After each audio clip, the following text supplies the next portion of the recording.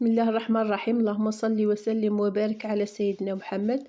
اليوم جبت لكم وصفة تاع الغريبية، على بالي باللي أغلبية الناس تكملها الكاطو، وباش وصفة اقتصادية باش تفطروا ولا تفطروا الصباح ولا تاع شوية تشربوا القهوة تاع العصر. جبت لكم هذه الوصفة اقتصادية في نفس الوقت بنينة. ذوبت السمان مليح، ذوبته وخليته يبرد حتى يبرد تماما، حتى صاي ما توليش فيه ديك السخانة تاعه، يبرد مليح عاد خدموا به. جبت كاس سمن بارد وكاس سكر جلاس، وندخلهم مليح مع بعض في الباتر حتى يولي الخليط تاعك ابيض، حتى خدميه مليح.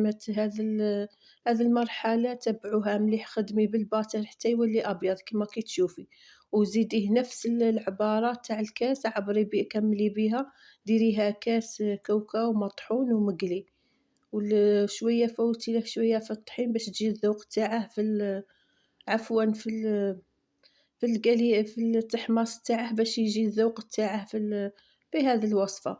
وندخلهم مليح ثاني هو بالباتر مع المواد قاع مع بعضها حتى تجانس، تيولي الخليط كيما هاك أبيض.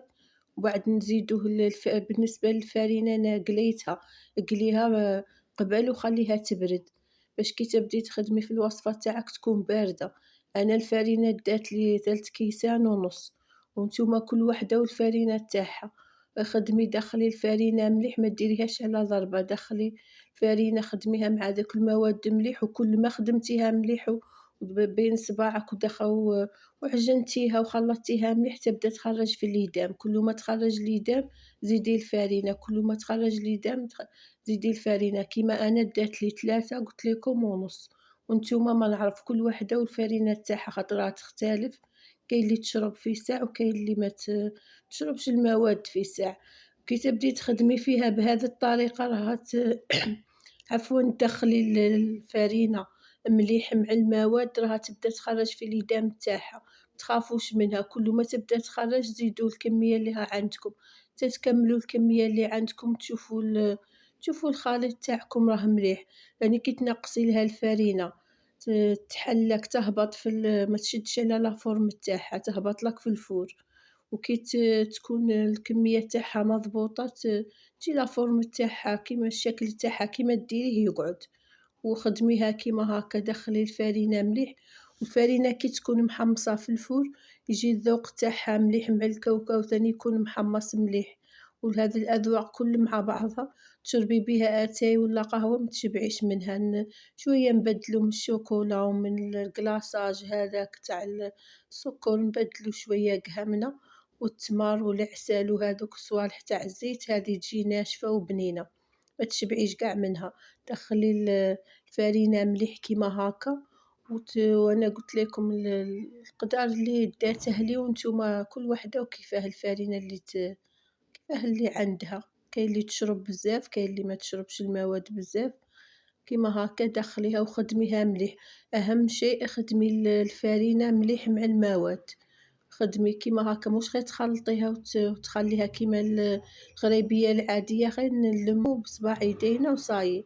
بصح بالنسبة لهذه الغريبية تبغي تخدميها مليح، شغل تعجني وتدخليها مليح، تبدا تخرج في اليدام تاعها حتى الكمية التالية اللي تزيديها لها، الإضافة التالية تاع الفرينة اللي تزيديها، تحسي باللي ما خرجتلكش اليدام تاعه، معناتها بلي صايها ماهيش مخصوصة فرينة. هذاك القدر تاعها هذا هو. كملت انا قاع الفرينة اللي قليتها، اللي دات لي 3 ونص، 3 كيسان ونص، وكملتها بهذه الطريقة. خدمتها حتى عجنتها حتى خلاص، حتى ولا اليدام ما يخرجش منها، شربت قاع اليدام تاعها. هذه هي تكون واجدة، ما هي مخصوصة دوك لا فرينة لا والو. أيوه، ما ديروا لها لا خمارة تاع كاطو لا والو. هذو المواد كيما ذكرتهم معاكم، هذا ما كان فيها الكاوكاو والسمن وسكر كلاص والفرينة مقلية، وتدخليهم مليح، تخدميهم بهذه الطريقة، وتحليها فوق بابي كويسون ورق الطهي، تحليها كيما هكا وتطبعيها. هذه تطبعيها بالطابع، تجيك عجينة كيما الصابلي، تطبعيها عادي. والطابع اختياري اللي يساعدك واللي عندك واللي كي باغا ديريه ديريه. أنا اختاريت هذا شكل مليح اللي عندها ماذا بيها، اللي ما عندهاش معليش دير الشكل اللي باغياته، دير دائري ولا مستطيل ولا مثلث ولا انتي اللي عندك ديريه. المهم أنا طبعت كيما هاكا على هذه الطريقة، كي طبعتها قاع كملت العجينة تاعي. جبت بياض البيض بالبانسو ودرت السطح بالبياض وزدت كاوكاو مهرمش. هذا المقطع راح لي من الفيديو، راني نقول لكم كيما هاكا نمليه فيه عليكم.